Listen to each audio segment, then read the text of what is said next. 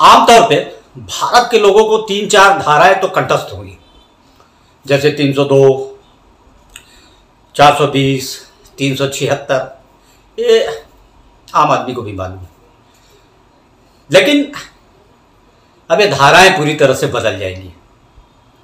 अब इनकी जगह आपको दूसरी धाराएं याद करना पड़ेगा। ये होने जा रहा है 1 जुलाई से। 1 जुलाई से भारत का आपराधिक कानून जो है, क्रिमिनल लॉ, उसमें बदलाव होने जा रहा है। और जो 160 साल पुराना अंग्रेजों के द्वारा बनाया गया कानून था, क्रिमिनल लॉ, वो अब खत्म हो जाएगा और पूरी तरह से भारतीय कानून हो जाएगा। ये अंग्रेजों का जो कानून था वो दंड पर आधारित था, और भारत का जो कानून है, भारत का जो नया कानून है, वो न्याय पे आधारित होगा।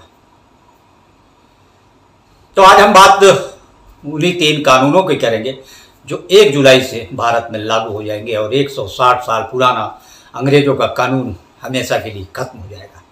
दरअसल प्रधानमंत्री नरेंद्र मोदी ने यह प्रण भी लिया था कि अंग्रेजों की जो जो निशानियां हैं वो सारी मिटा दी जाएंगी। अंग्रेजों की निशानियां यानी कहीं ना कहीं हमको गुलामी की मानसिकता की ओर ले जाते हैं, हमको एहसास कराते हैं कि भारत कभी अंग्रेजों का गुलाम था। और धीरे धीरे वो सारी यादें गुलामी की मिटाई जा रही हैं। उसमें से एक है ये 3 जो कानून है। दरअसल जब अंग्रेजों का राज था भारत में, ब्रिटिश हुकूमत, तो जो अपराध होते थे उस दौरान, तो अपराधियों को दंड देने के लिए 1834 में अंग्रेजों ने एक कानून आयोग बनाया और जिम्मेदारी दी थॉमस मैकाले को। और 1860 में इंडियन पेनल कोड, आईपीसी, जिसे भारतीय दंड संहिता कहा जाता था, दंड प्रक्रिया संहिता, ये बना, लागू हुआ और आज तक यानी 30 जून 2024 तक वो कानून भारत में लागू रहा, 160 साल तक। लेकिन जैसे ही 30 जून रात के 12:01 होगा, वो 160 साल पुराना कानून हमेशा के लिए खत्म हो जाएगा और भारत का नया कानून, नया क्रिमिनल लॉ, भारतीय न्याय संहिता, इसमें न्याय की अवधारणा है, उसमें दंड की अवधारणा थी। ये न्याय पे आधारित नया कानून होगा और अंग्रेजों का कानून दंड पर आधारित कानून था, जो 1860 में, यानी प्रथम स्वतंत्रता संग्राम जब हुआ था 1857, उसके 3 साल बाद ये कानून लागू हुआ था और थॉमस मैकाले को इस कानून का जनक कहा जाता है। तो हम बारीकी से समझेंगे आज इस चीज़ को, और ये आपके लिए भी जानना जरूरी है कि इस नए कानून में क्या क्या है और नए कानून का नाम क्या है क्रिमिनल लॉ का।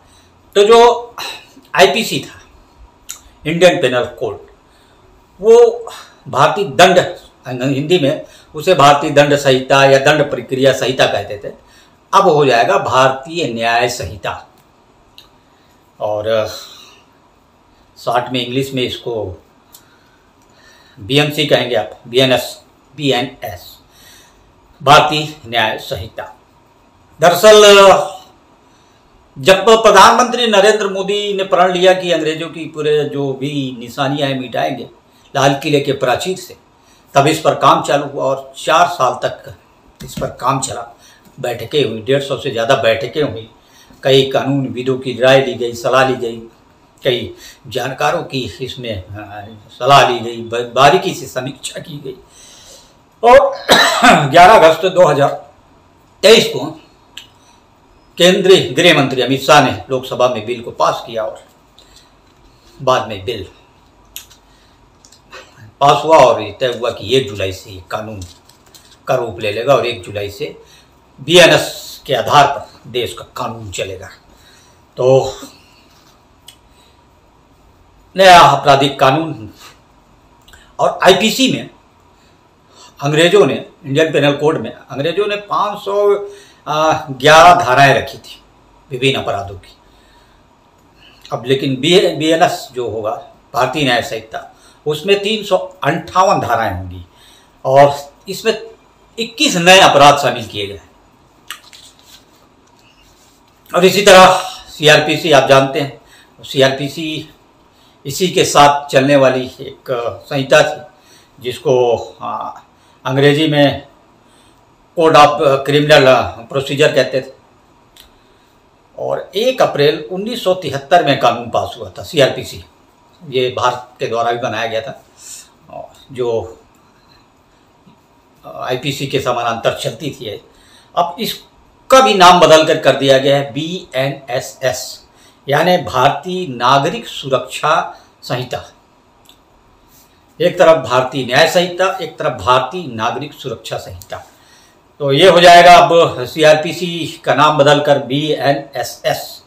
और जो CRPC में 484 धाराएं थी और जो BNSS में है, भारतीय नागरिक सुरक्षा संहिता, उसमें 561 धाराएं होंगी। तो इसमें भी CRPC की जो 177 धारा है, 177, उसमें को भी बदला गया है। आपको बता दें, पुलिस जो है वो IPC की तहत अब तक जो मामला है, प्राथमिकी है या FIR है, उसमें IPC के तहत जो मामला दर्ज करती थी। और वह प्रक्रिया जो है, बाद की जो प्रक्रिया है, वो CRPC के तहत चलती थी। दर्ज होता था IPC के तहत और बाद की जो प्रक्रिया है वो CRPC के तहत चलती थी। इसी तरह एक और कानून था अंग्रेजों का, IEA, इंडियन एविडेंस एक्ट। अब उसका भी नाम बदल जाएगा। और इंडियन एविडेंस एक्ट ये 1872 में अंग्रेजों ने लागू किया था, यानी IPC जब लागू हुआ उसके 12 साल बाद इंडियन एविडेंस एक्ट लागू हुआ, भारतीय साक्ष्य अधिनियम। तो अब ये भी अब इसका भी नाम अब बदल जाएगा और ये हो जाएगा भारतीय साक्ष्य अधिनियम। तीनों कानून के नाम बदल दिए जाएंगे और इसमें बहुत कुछ बदल जाएगा, धाराएं बदल जाएंगी, इसमें पुलिसिंग स्मार्ट हो जाएगी, इसमें कई चीज़ें हैं जो मैं आपको आगे बताऊंगा। जैसे जो जुबान पर सबसे ज़्यादा जिन धाराओं का नाम होता था वो अब बदल जाएंगे, उनके आंकड़े बदल जाएंगे। जैसे हत्या की एक धारा है 302, सभी जानते हैं। तो इसमें जो है भारतीय न्याय संहिता में ये हो जाएगा 103/A एक। और इसी तरह ठगी और धोखाधड़ी, आमतौर पर इसमें फिल्में भी बनती है, सीरी 420। किसी को आप आमतौर भी किसी को बोलना होता है कि करता है 420, बोलने से ही आदमी को समझ में आ जाता है कि ये फ्रॉड है, ये फर्जीवाड़ा करता होगा, ये ठगी करता होगा, या धोखाधड़ी करता होगा। तो अब आम बोलचाल की भाषा में, लेकिन अब ये बदल जाएगा। अब ये हो जाएगा 118 और कोष्टक में 4। तो इसी तरह चोरी की भी धाराएं लोगों को लगभग याद ही हो जाती, 379, ये अब बदल कर हो जाएगा 30। और दुष्कर्म का जो धारा है, रेप, और ये एक ऐसी धारा है जो हत्या के बाद सभी लोगों को मालूम है। 302, 3 और 420 के बाद 376 एक ऐसी धारा है जो आमतौर पर सभी लोगों को मालूम है और ये आंकड़े लोगों को याद भी थे। अब ये हो जाएगा 64 BNS। सबसे अहम बात इसमें ये होगी, जब ये कानून बदलेगा 1 जुलाई से, आप इसके बदलाव को देखेंगे और पूरी जो न्याय प्रक्रिया है, पूरी जो पुलिस है, वो बीते महीने भर से और जब से ये कानून लागू हुआ, बिल पास हुआ, तब से इसी पे अध्ययन चल रहा है कि कैसे होगा और इसको कैसे फॉलो किया जाएगा। तो धीरे धीरे सभी ट्रेनिंग दिया जा रहा है, सभी को बताया जा रहा है, बड़े अधिकारी इस पर सभी को ट्रेनिंग दे रहे हैं। तो ये सबसे इसमें जो अहम बात है वो 1 जुलाई से आपराधिक कानूनों में जांच और ट्रायल, अदालती कार्रवाई में जो जांच होगा, जो ट्रायल होगा और अदालती कार्रवाई होगा, उसमें जो टेक्नोलॉजी यानी तकनीक के इस्तेमाल पर ज़्यादा जोर दिया गया है। और पुलिस जब ऑनलाइन FIR करेगी तो एफआईआर के लिए एनसीआरबी में मौजूद crime and criminal tracking network and system CCTNS में 23 फंक्शन मॉडिफिकेशन किए गए हैं। 23 फंक्शंस जो ऑनलाइन एफआईआर होगी उसके लिए। और इस कानून में सबसे अहम बात है जो आपको जानना बहुत जरूरी है। आमतौर पर क्या होता था, किसी थाने में कोई अपराध हुआ थाना क्षेत्र में, तो उस थाना क्षेत्र के पुलिस अधिकारी, पुलिस कर्मचारी ये बसते थे, ये कह देते थे कि ये दूसरे थाना क्षेत्र का मामला है, आप उस थाने में जाइए, हमारे थाना क्षेत्र का मामला नहीं है। और थानों में विवाद भी होता था इस बात को लेके कि आपके थाने क्षेत्र का मामला है, वो कहते थे आपके थाने क्षेत्र का मामला है। एक सीमा बटी हुई थी, लेकिन सीमा को लेकर जो थानों की सीमा उस पर अक्सर विवाद होता था, ये बात आती थी। लेकिन अब ऐसा नहीं होगा।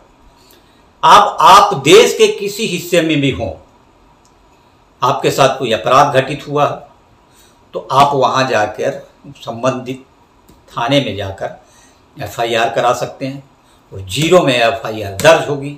और वहां के जो थाने वाले हैं वो 3 दिन के भीतर संबंधित थाने में उस 0 एफआईआर को ट्रांसफर करेंगे, भेजेंगे।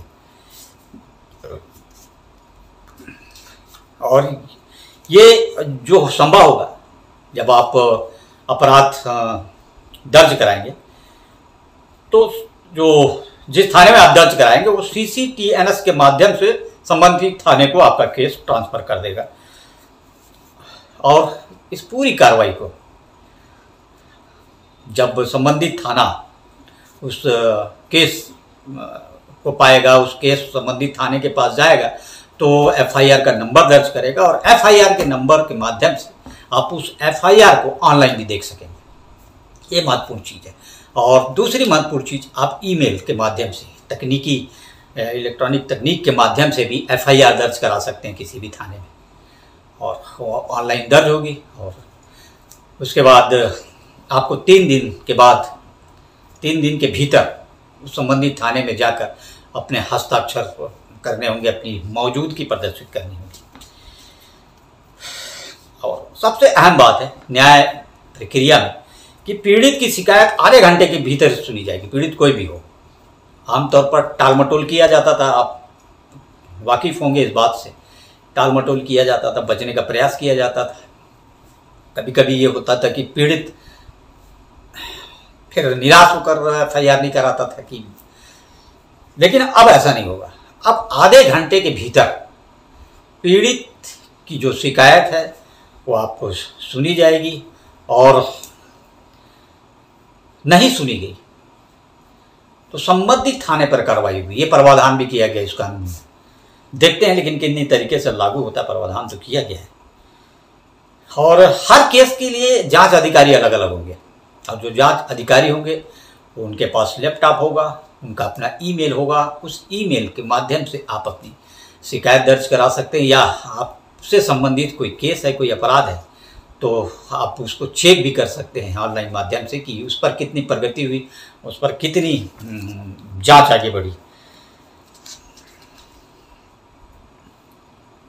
मतलब ये समझिए कि पूरी जो सिस्टम को टेक्नोलॉजी के रूप से बहुत मजबूत किया जा रहा है। यानी थाने से लेकर एफआईआर से लेकर कोर्ट तक जितनी भी प्रक्रिया होगी सब ऑनलाइन होगी।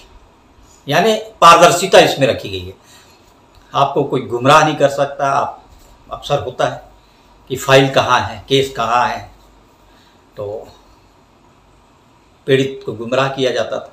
लेकिन अब आप ऑनलाइन पूरी सिस्टम, पूरे प्रक्रिया को चेक कर सकते हैं कि आपका मामला कहाँ तक पहुँचा है। और इलेक्ट्रॉनिक तरीके से, यानी आप ईमेल के माध्यम से या किसी टेक्नोलॉजी के माध्यम से एफआईआर दर्ज कराते हैं तो 3 दिन के भीतर उस पर एफआईआर करना होगा शिकायत पे।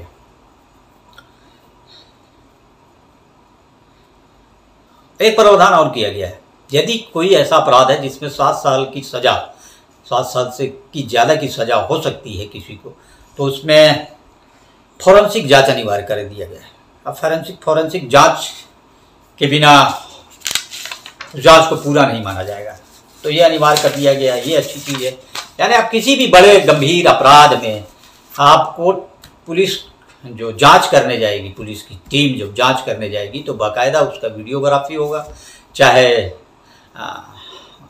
अपराध महिला से संबंधित हो चाहे बालकों से संबंधित हो, उसकी वीडियोग्राफी होगी ताकि साक्ष्य नष्ट ना हो, उसके सारे सबूत, वैज्ञानिक सबूत इकट्ठे रहें। उत्पीड़न के मामले में, यौन उत्पीड़न के मामले में 7 दिन के भीतर जांच रिपोर्ट देना अनिवार्य कर दिया गया है। ये अब लटकाने वाला मामला नहीं चलेगा।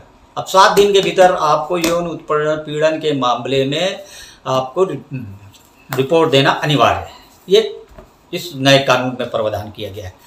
और पहली सुनवाई के 60 दिन के भीतर आरोप तय करने का प्रावधान रखा गया है। आपराधिक मामलों में 45 दिन के भीतर फैसला आना तय किया गया है। अब तारीख पे तारीख वाला सिस्टम नहीं चलेगा। इस 1 जुलाई के बाद जो नया कानून देश में लागू हो जाएगा उसमें तारीख पे तारीख अब नहीं चलेगा। 45 दिन के भीतर न्याय करना होगा, फैसला देना होगा। तो ये जो सिस्टम बनाया गया है। और यदि कोई अपराधी भगौड़ा मिल नहीं रहा है तो पुलिस आमतौर पर चालान जो है पेश नहीं करती थी। तो अब लेकिन 90 दिन के भीतर केस दायर करना होता था, अनिवार्य कर दिया गया है। उसका प्रावधान बना दिया गया है कि अगर अपराधी भगौड़ा है, पकड़ा नहीं रहा है, तो 90 दिन के अंदर केस दायर करना है।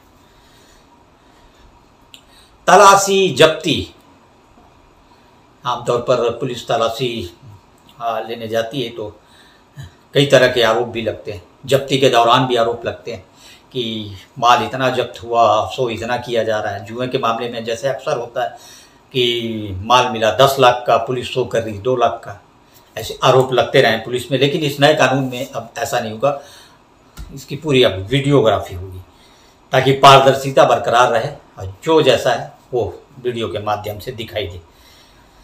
और जो सम्मन अपराधियों को भेजा जाता है या सम्मन गवाहों को भेजा जाता है, वो सम्मन अब पुलिस लेकर नहीं आएगी। आमतौर पर होता क्या है कि गवाहों के यहाँ भी पुलिस सम्मन लेकर पहुँच जाती है तो आस पड़ोस के लोगों को भी थोड़ा सा लगता है। कभी कभी किसी मामले में कोई शरीफ आदमी जो प्रबुद्ध नागरिक है समाज का, जो थाने कोर्ट कचहरी से जिसका पाला ना पड़ा हो, किसी मामले में उसको गवाही देना हो तो सम्मन लेके पुलिस पहुंचती है, कोर्ट का बुलावा, तो उससे भी थोड़ा पता लगता है। लेकिन अब जो सम्मन इलेक्ट्रॉनिक माध्यम से, ईमेल के माध्यम से संबंधित को गवाहों को प्राप्त होगा या जिस आरोपी उनको प्राप्त होगा। और एक महत्वपूर्ण चीज कर दिया गया है, सभी जो जघन्य अपराध होंगे, जो भी जघन्य अपराध होंगे, उसमें अपराध दृश्य की अनिवार्यता कर दिया गया। यानी वीडियोग्राफी एकदम अनिवार्य है। पुलिस वीडियोग्राफी कराएगी संबंधित अपराध का ताकि साक्ष्यों से छेड़छाड़ ना हो सके, सबूतों से छेड़छाड़ ना हो सके किसी तरह का। अब वीडियोग्राफी से पारदर्शिता का भी एक जरूरी है, पारदर्शिता के लिए। और सबसे अहम बात जो आपको जानना जरूरी है, हर आदमी को जानना जरूरी है कि यदि आप किसी मामले में पुलिस आपको गिरफ्तार करती है तो न्याय प्रक्रिया संहिता में, भारतीय न्याय संहिता में ये प्रावधान किया गया है कि आप पसंदीदा अपने व्यक्ति को जिसे आप सूचना देना चाहते हैं उसे तत्काल आप सूचना दे सकते हैं ताकि आपको वो राहत दिलाने के लिए प्रयास शुरू कर सके।